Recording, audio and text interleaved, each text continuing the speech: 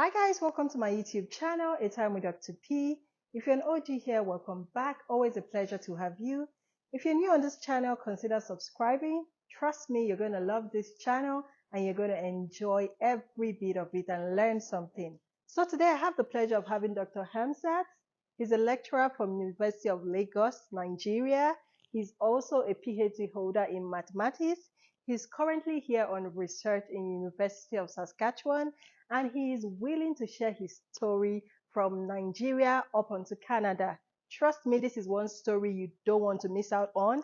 Sit back, relax, don't go nowhere. So welcome again, Dr. Hamzat, to A Time with Dr. P's channel. It's a pleasure to have you here. Thank you for having me. You're Hopefully, you'll make me a star. You're welcome, sir. Thanks for Thank you. having us. Thank you. So I noted a couple of questions down here that I'm going to be asking Dr. Hamzat because we want to know his entire journey from Nigeria up until Canada. So I would be going through the questions and he will be answering. All right, the first question I noted here is, can you tell us a little about yourself, Dr. Hamzat?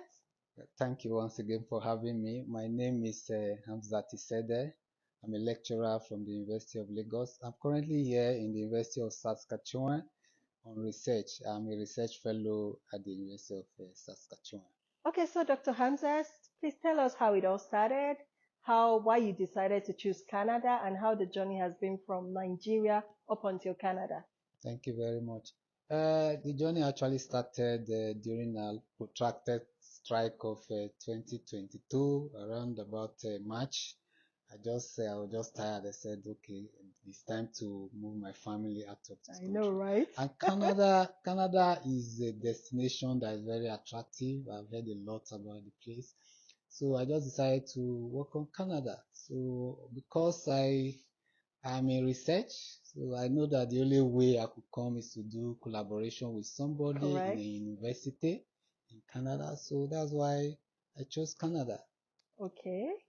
And so how did you go about the process? How did you get on the application and all of that? We want to know everything. Yeah, like I said, I had to collaborate with somebody and get somebody that is the same area of research as I am. So I chose University of Saskatchewan. I browsed the university website, went to their staff profiles. I saw a professor that was in the area of research that I was. That in line with what you were doing. Yeah, exactly. Okay. So I sent him an email, and from then we started talking, and it blossomed, and here I am. Interesting. So that would be a professor in mathematics, right? It's actually a professor in computer science, but Oh, okay. common research areas. You know, mathematics and computer science, they are like Correct. Siamese twins. Oh, okay. Okay. So you were back in Nigeria as at then 2020. Yeah, You reached out to a professor here in Canada. yeah. So I'm trying to understand. So you actually reached out to these professors and they responded? Yeah, initially it was not that easy, but he responded, and the one key thing though is that you have to send a message that will pick his attention, a message that will interest him, because the research is what we do. Okay. And when two people in our line of work So meet, common interest. yeah, we have to discuss Okay. research. So you have to say something in the research is doing that you are also interested in, to interest him. Interesting. So So, if you don't mind me asking, like, approximately how many people did you reach out to and, who responded? I'm just interested. I want yeah, to know. because I needed to narrow down the area of my research so that the people I contact will respond. I just wrote emails to two professors, Wow. and only one of them And responded. you got a response. I got a response Okay, from so one what of them. was the response like? What did they say? Like, okay, you're trying to come, and then what was the response like? Yeah, he responded and said they would like to hear more about what we can do together, to see if there was. Initially, he was trying to discourage me, actually, saying that they don't have such in the Okay, university. because I hear that a lot. I know But it's not that easy yeah, for you to be all the way in Nigeria or wherever you are and be trying to reach out to someone in Canada. yeah. Okay, But I persisted, and he agreed to have a Zoom meeting with me. So I could say I was lucky with that. So he scheduled a Zoom and we chatted for about 45 minutes. And he Okay. was interested and said we can move the thing forward. And he asked me to send a research proposal, which I did. Wow, that's very interesting.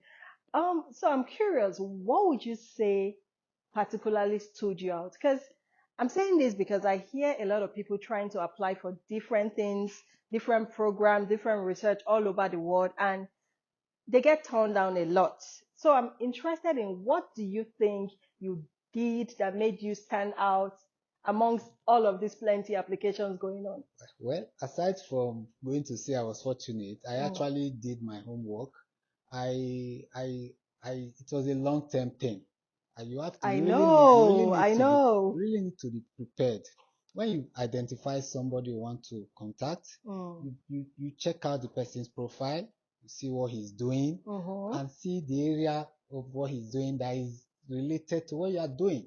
You know, you Okay. have to tell him something that will interest him. So that was what So I you did. I would watched. say you caught his interest. Yeah, yeah. Okay. It took time. It took time. I'm just sitting here today. It is not like I said. I started in 2022 March, so we Exactly. have been back and forth That was all going to through. be my next question. Like, Yeah. so what would you say the duration, like approximately what time from start to finish? What would For you? me, it's actually more than a year. Wow. More than a year, but you have to be persevere. You have to persevere. If Mm-hmm. you know if you have an end time in End mind, you results. have a goal, you have to persevere. Just Mm. work meticulously towards it. It may Yeah. take it longer than mine or shorter than mine, but it will just have that optimism that the thing will It's come going to to come pass. to, Yeah. and that is what I keep saying about anything that has to do with coming over to Canada, any form of immigration. It has to do with a lot of patience. Yeah. You can't rush the process, No, but when you know what you're doing is right, eventually it will come it will true. come true. Yeah. Okay, the next question here says, I know you told me you got an LMIA. Can you throw Exempt. more light on that? What is LMIA? What is LMIA exempt? How did you? I want to know more about that. Yeah, LMIA actually stands from Labor Market Impact Assessment. Okay. In Canada, they have it to know how you're being appointed or employed in Canada impacts on the labor market.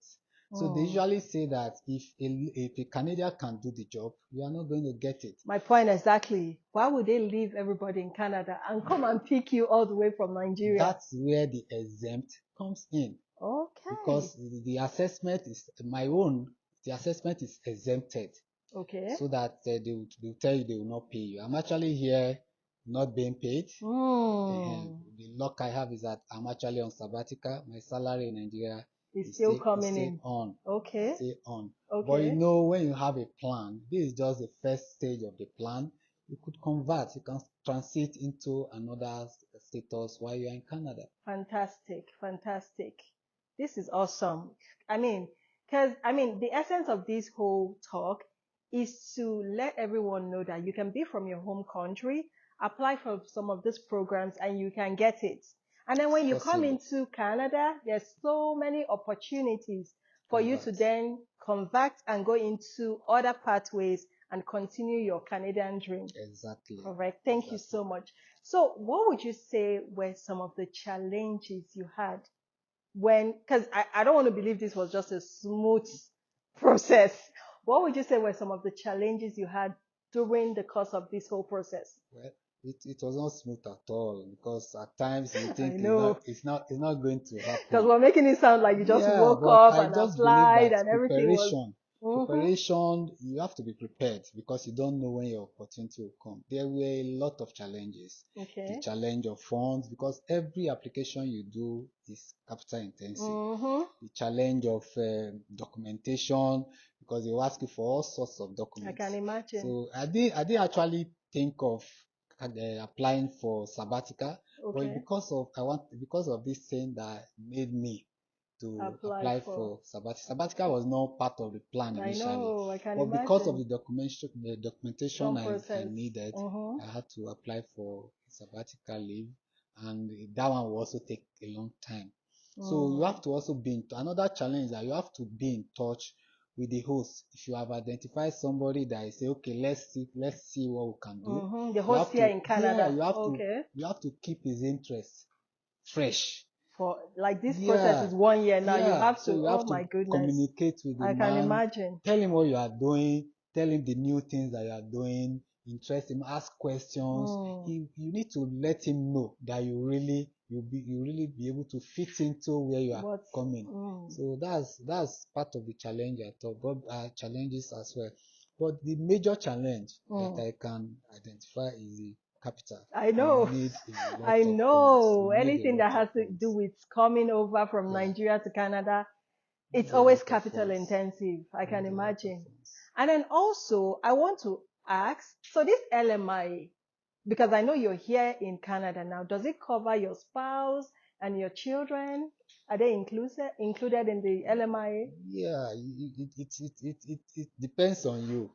Depends on what, because once they do the LMIA exempt for you, they give you a number. They call it an LMIA number. Okay. That number is what you now use to apply for a work permit. During the process of applying, it's now left for you whether you want to include your family or not. And remember, if you have an LMIA exempt, you are not being paid, one. So if you are including your family, which means you need more funds that will also cover your family. Interesting.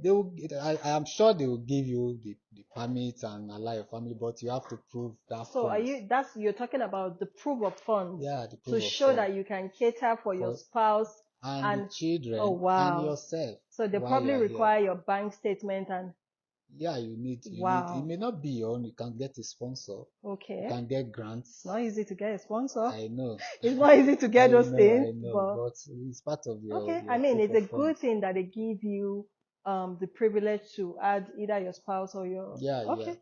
That makes sense. That makes sense. So you are in Canada. Can I officially say welcome to Canada? Thank you very much. So since your arrival here in Canada, what would you say what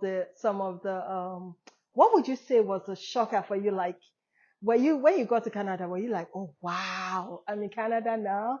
What were some of the things that challenging you're learning in Canada so far? Yeah, aside from being excited that I'm in this You very should be excited. very beautiful country, the first thing that welcomed me was the weather. Welcome. And I'm told that it's not even cold yet. You ain't seen nothing yet. Yeah, but the weather is a key challenge because you have to acclimatize. That's one. Then another thing is that I just realized that I'm spending Naira. But I'm spending naira in Canadian dollars. I can imagine. Which is almost one Canadian dollar to 1,000 naira. I can imagine. So each Canadian dollar I spend, it's like I'm just spending 1,000. And in Nigeria, our highest denomination is 1,000. Yes. So I'm spending thousands of naira. That's everything I spend is thousands. So that's why I say the key thing is that you have to have a lot of funds. That's another challenge. Then there's the culture shock too. Because the way we relate in Nigeria is different from the way I was going to ask you about some of the culture shocks too. You have to fend for yourself. That is, you have to have accommodation. You have to plan all those things. There's no family parakmo, nothing like that. You have to hit the ground running. You're on your own. And running with spending. True. That's how it is. So that's another challenge. Accommodation is a challenge. Is on the expensive side. I know, I can imagine. If you are spending naira. Yeah, so that's another major challenge. So talking about the accommodation, how has it been? Because I know that so many people come into Canada every day and the accommodation is becoming something else. Like I hear that every day. We can't get this accommodation or we're getting it and it's so expensive. How have you been able to sort that out? Well, let me say I'm still on it, but when I came in, I had to use the Airbnb. Okay, the short-term rental. Okay. So I stayed in Airbnb, but it's always good if you can secure accommodation before leaving Nigeria, so that when you just get to the airport, you get a taxi and go straight there instead of going to spend money. But I mean, it's not easy. Not easy at all. It's not easy because some of them will be asking for like your pay stubs and all. Yeah, you need to show evidence that you can keep paying your rent. So and you are coming from Nigeria, so So you have to show them probably a bank account or like a bank account statement, or if and you all have that. a job, you show them your pay stub. They call it pay stub, yeah. Back home Mm-hmm. we call it pay slip. Pay slips, Yeah. yes. Nice, nice, nice. So, but in conclusion, what would you say the entire process for you was like or is like? 'Cause I mean, you've left Nigeria now, you're in Canada. Thank God everything went well, even if it was a long process, but you're in Canada now. In conclusion, for everyone out there who is looking to go through this kind of process, what would be some tips or what would be some advice you would give them? Well, You know, I just want to say this. First of all, what you think is in Canada is not. Back home, we just envy everybody that is in Canada. But when you come here, it's like a shocker. So you have to be mm, strong. You have to be strong because, and you have to also know that it's a long-term plan. If you are coming to Canada, you mm. start planning. Don't think that is in a few months. I'm not trying to discourage So you. patience, You have patience is the word. You have to perseverance. persevere and you have to be meticulous in your planning. Mm, I know that is a long-term plan, especially if you are mm-hmm. coming with your family. Just know that is a long-term plan. If you are lucky, you are able to come immediately with your family. But if you are not lucky, you come alone and you make plans for your family. So it's a long-term plan. So when you start the process, don't be in a hurry Yeah, to quit your job, sell off because things. you need the money. You need So you all the need money. to strategize and to plan. Mm-hmm. And you also need a bit of luck. Let me tell you the truth. You need a bit of luck. So when you say Uh, luck, what do you mean? you need because if you are prepared, if you are positive and you are looking for something, Mm. this is a personal thing. If you are prepared and you're looking for something, you should have to have that positivity about it. True, And true. just believe that it will come to pass. That's why I say for it to come to pass alone. If you think It's something will come to pass yes, and it come to yes. pass, I usually attribute to a bit of luck. Mm-hmm. But that luck does not come unless you are prepared. True. You have to prepare. Like me, I did this year. There's something called ACA. Mm. I sent my credentials to West. So All if of it's, that thank you, processes, it's a long yes. process. If you can do IELTS, you True. do The it. English test So it's a exam. long process. That's why I said you have to be prepared and have to be meticulous. You write down your plans. If you know you want to come to Canada, just say 12 months from beginning Correct. to ending, minimum, Mm-hmm. and plan it. Except you have all the money, you're able to have I think even a if you lot have of the money. money, some of these things are just, for instance, West that you're talking about, it's a Mm. process. You It's a can't process. It's not submit your just, West today and have it today. especially when we have this issue of transcript releases in That's what Nigeria. I'm saying. Your transcript can be delayed in your school, and West needs this transcript. True, Even when you send the transcript, they still need to send a true, verification back to your school, and true. your school need to verify. So all these things takes time. Mm. So it's a long process. I want to thank you so much, Dr. Hamzat. Thank you very much for Thank you, having me. because I know someone out there would definitely learn from this conversation you have given us today. And thank you so It's much. my And pleasure. welcome to It's Canada. my pleasure. I Thank hope you. very soon everything would, get settled I and pray so you would as well. enjoy your stay in Pray so as Canada. well. And Thank if you you want so me to much. come back another day, I'll come. Please, please. It's my pleasure Please, anytime. when you have Thank you very settled much. down, I would want to know, how you The went about it. progress. And No problem. thank you so much. I'll be here again. Thank you. Thank you Thank for you for having me. watching. And trust me, Dr. Hamza would definitely be back to educate us on so many other things. Thanks for watching. Share this video and let someone out there benefit. All right, until I come your way again, this is Dr. P and Dr. Hamzat Thank you, saying ma'am. thanks for watching and bye-bye. Bye.